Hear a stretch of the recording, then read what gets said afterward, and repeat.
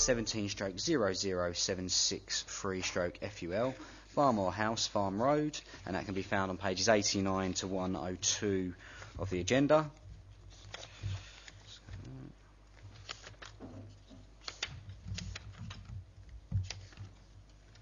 And John, would you like to present a report? Thank you.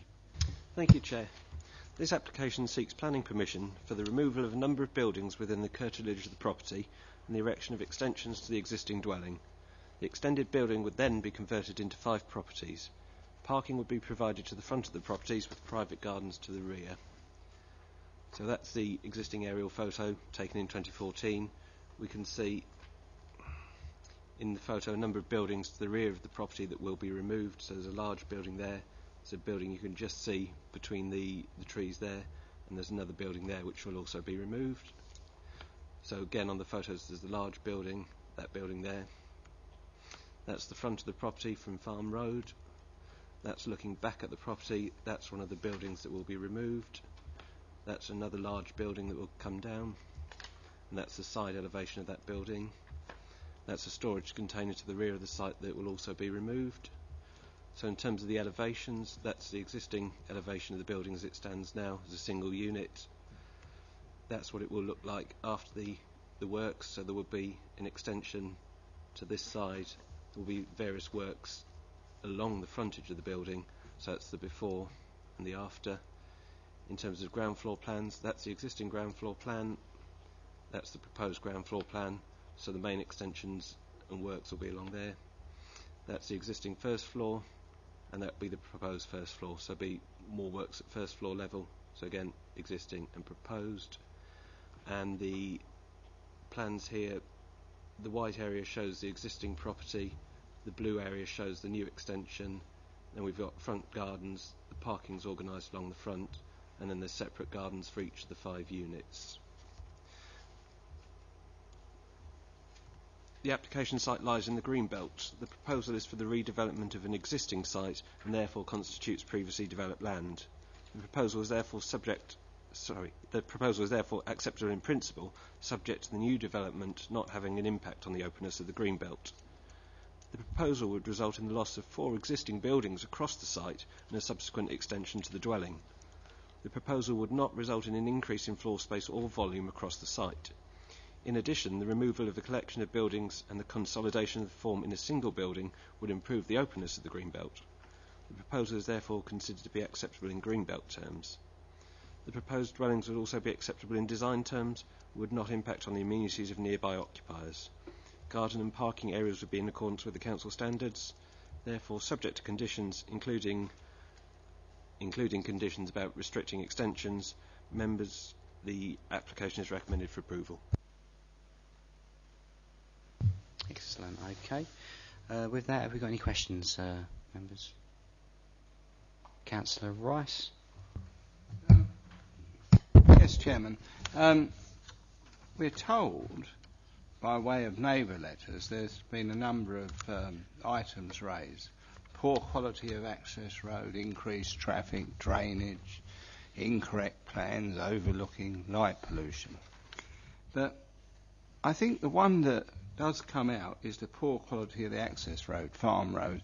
And I understand the applicant actually owns the road, and I'm surprised that if we're going to give the applicant licence to build, in effect, which will be 5 residential dwellings, why we haven't asked for this private road to be made up by way of a contribution.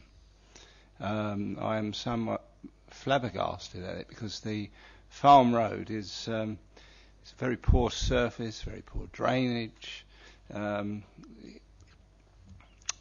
we are allowing this development, quite a substantial development in the Greenbelt, whereas only 2 months ago in a neighbouring property we decided that 3 metres was not allowed, and here we are, we're turning over backwards to put 5 properties in. I'd be very interested in the highways officer's comments on why we haven't sought the provision from the applicant, as he owns that private road, to have it made up with these 5 new dwellings. Thank you, Chair. As the council members specified the road is private road. It's not highway. It's not adopted highway. The officer that went out and assessed this application did a site visit, identified that the road was somewhat in disrepair. However, it wasn't considered to be against the Disability Discrimination Act in terms of providing a safe access for pedestrians, cyclists and vehicles on that road. As such, the officer identified that a condition or a requirement for making that road up to an adoptable standard was not warranted, as it didn't serve a highways function, and that the road was although in a somewhat disrepair, was in a suitable condition to allow it to be acceptable in terms of highway policy. That said, if members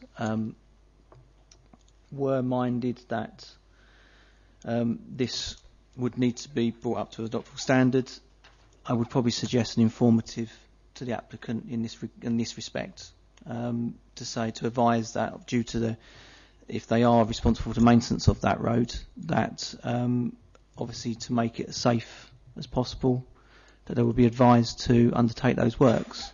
At the end of the day, it comes down to the saleability of the property. It's not uncommon on these private roads that each individual landowner would be responsible for that road, and we wouldn't consider it to be a problem in this instance. Any further questions? Okay, so on that point, so when the road does get to a point of where it is unacceptable, then that is the responsibility to get it up to scratch. Yes, Chair, that is correct. Obviously, if those properties were sold, those property owners would have a right of access over that road. They would, in turn, probably go to the landowner as the landowner responsible for the maintenance of that road and lobby for them to maintain it. Okay, thank you. Any further questions there?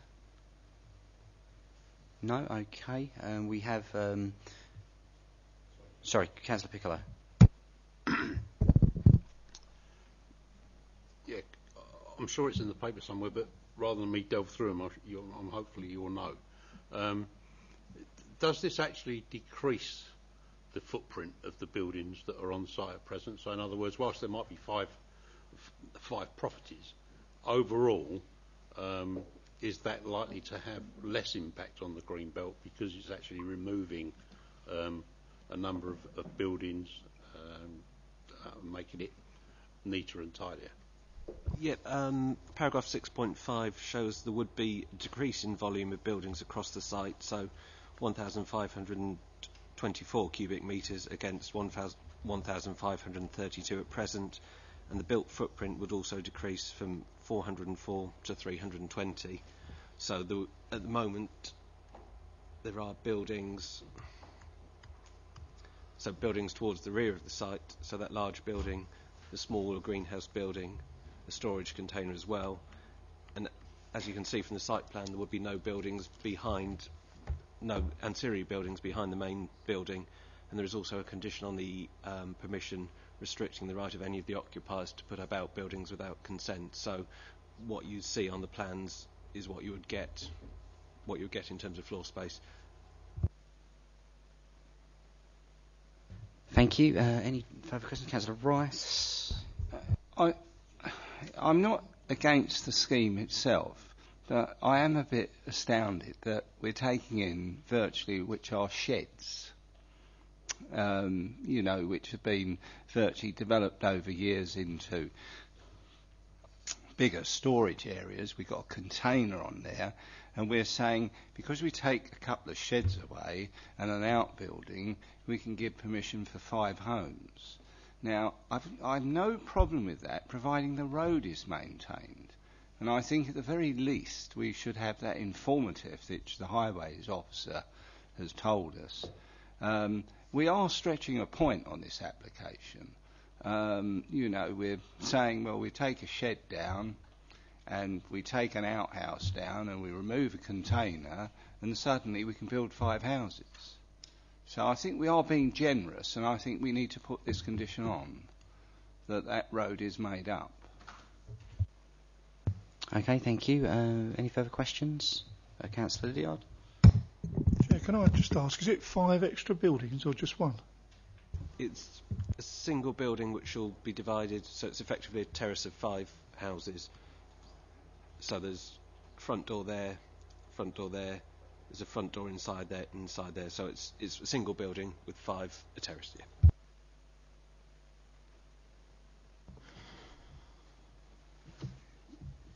Chair. Councillor Stroller? Councillor Rice has raised this point a couple of times already.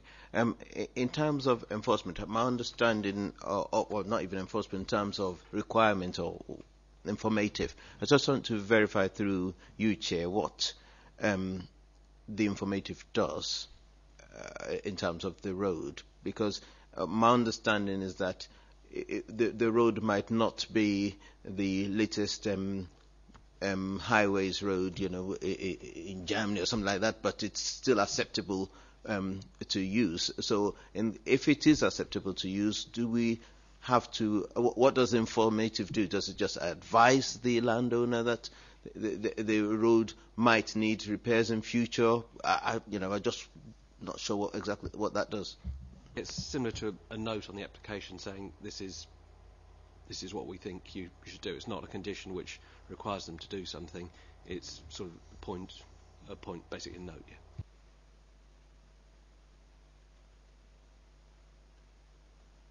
Councillor Redser?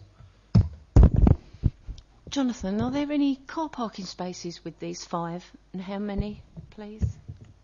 Yeah, if you could see the grey area to the front, there's 2 spaces per unit, and then there's 3 visitor spaces, so there's 2 to the front of each unit, and then extra spaces as well.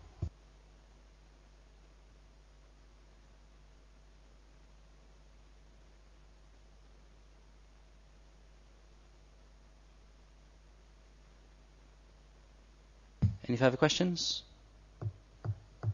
No? Okay. So with that, there is no speaker on this particular item. We'll now open up the item to debate. Who would like to start debating the item this evening? Councillor Rice? As I said, Chairman, I think we're being very generous with this, taking a shed, removing a container and an outbuilding to create 5 properties. Those are the facts. That's what we're being told, and we're always being lectured by Greenbelt.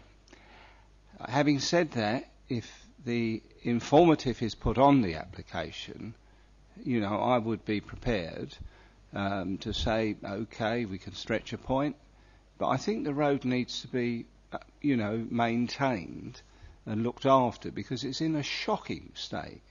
I mean, you couldn't ride a bike down there, let alone a car. And that's how bad it is, And yet we have school children going down that road, to access the local Woodside school. I just think we have to be aware of this. So I would suggest we put that informative on as a condition. Councillor Lydiard? Yeah, I mean, I'm minded to go with the officers to recommend approval, but having used that road myself in recent months, it is in very poor condition. In other parts of the borough, we've made the mistake of not upgrading roads to a proper standard, and I think we've regretted it in the past, very much so. So I think it would be good to put that informative in. Okay, Councillor Piccolo? Thank you, Chair. Yeah, I can understand the concerns about the road, but I'm sure if I was looking at buying one of those 5 properties down there, I'd want to be assured before I moved in that the road surface was going to be of some suitable standard.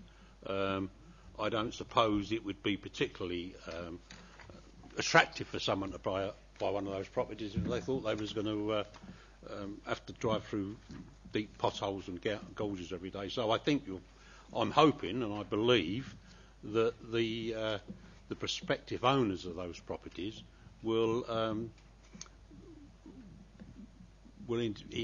insist that the road is suitable. At the end of the day, it is a private road, and unless Thurrock Council intend to adopt it, I find it very hard how we can force the applicant to do such. I think we stand more chance of the occupiers forcing the applicant's arm than we do as a council. We can put an informative in you like, but I think at the end of the day it will be the people that purchase it that will force the situation through. And I think the other thing is, and we always hear we need more houses in the area. It's a nice part. It's a nice area. We're looking to attract people in, and it's additional for 4 properties. It may not sound a lot in the big scheme of things, but 4 is 4. And and at the same time, I know technically we're talking about sheds and garages. We can use that, but the actual building itself, I think, will end up looking more attractive in the green belt, and I think that's one of the things we have to bear in mind as well. So, as I say, bearing in mind, I'm quite happy with an informative regarding the road, but I think it will be forced by residents. So, other than that, I'm quite happy with the proposal. Okay, Councillor Ostojola, then Councillor Snell. Chair, thank you so much, and it's been a different type of debate than I thought it would actually go down this evening. For once, in terms of the green belt in itself, again, the officer has rightly provided the advice that it's not, it's not having a negative impact because it's replacing what's already been built. So I think that aspect is done and dusted. So the main issue really is, I think, the points which have been rightly raised in terms of the access. And then we therefore go to page 96, which has got the report about parking and access. And to me, while we've got 6.16, where the highways officer has raised no objection in terms of the parking, but 6.17 then talks about concerns or objections from local residents. That's fine, fair enough, but further down, the second sentence there says, the council's highways officers, A, has raised no objections to the use of road for access to the properties. And then more importantly is the other side of that, B, the but the upkeep of the road is a private matter, and one that cannot be considered as part of this application.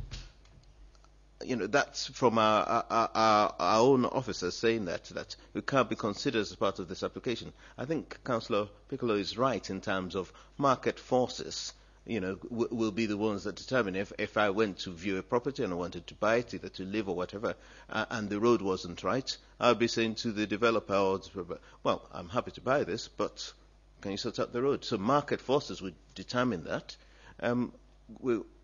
Just like the previous application, the first one we had this evening, I think the developer was in the audience at the time. He had comments, it went away, and he'd come back with some suggestions. That's not the requirement in this place, because this is not within our gifting to enforce or it's not part of this application. But again, I think the developer or the landowner might be in the audience, or if it's not, minutes can be made available to them, and the views of the committee will be made known. Other than that, Chair, I don't see why we're dwelling so much on this. I think, to be honest, market forces will really deal with it, as is rightly said, and therefore I'm happy to move to the vote.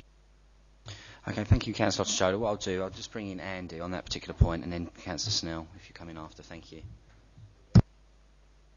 Sorry, Chair, just briefly, Councillor Ostojola summarises it well. You can't insist upon it, and I think that's why Councillor Rice suggested an informative, and I think that is the correct way. If members are so minded, the informative is the correct way, because it's not a binding condition of the planning application. It just guides the applicant to the committee's wishes, and I think, therefore, that would be proportionate if you were minded to go along that route. And so your suggestion there would be to do one big vote with the informative? Yes, having listened to the debate, Chair, if somebody, when the debate's finished, I know Councillor Snell in particular wants to still speak, but yes, that would be a recommended way forward, yeah. Councillor Snell. Thank you, Chair. In fact, I was actually going to say pretty much the same as Councillor Roger-Taylor. I think it's important that we're not building 5 new properties, we're actually extending an existing one to create 5, and therefore reducing the footprint, which is a good thing. I do agree with the situation of the road, and I think an informative is a good way to go, only because I've not been down that particular road, but I've been to the roads on the Frost Estate, which are a good example of what happens when roads are left, and you end up with the residents having to try to maintain them, and they just get worse and worse and worse. So it would be a good idea to inform the developer that it's probably a very good idea to make sure the road is in a fit and proper state when the development is finished. What happens after then, that's a private matter, obviously, as it is indeed now. But I do agree with the informative. Thank you. Thank you. Steve Taylor. Thanks, Chair. I was just going to say, for the second time tonight, for somebody that would normally stand up and defend the green belt to the hilt, I actually agree with the officers for a second time, and I think the recommendation it makes sense. It is a smaller footprint, it is a brownfield site, and if you actually look at the site, it's virtually infilling between existing properties. And as for the taking away of some of the other buildings, which actually probably are an eyesore in the green belt, I think it's an improvement to the way the site would look. So that's my take on it, as with the last one. Thanks, Jonathan. Excellent. Okay, Councillor Ostrander, do you want to come in now? Just to be pedantic, Chair, when we have these reports, can we please just ensure, maybe it's the software, it says the expiry date is 31st of September. That can't be possible. Thank you.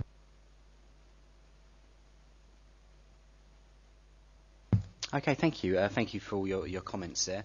There is a recommendation on page 97.8.0, and based on the way the debate's gone, I believe it would probably be best if we go for that recommendation with the addition of the incentive all in one vote. Would anybody like to propose this development? Councillor Ochola, would anyone like to second? Councillor Snell. Okay, so all those in favour of recommendations 8.0 with the additional informative, please raise your hands. That's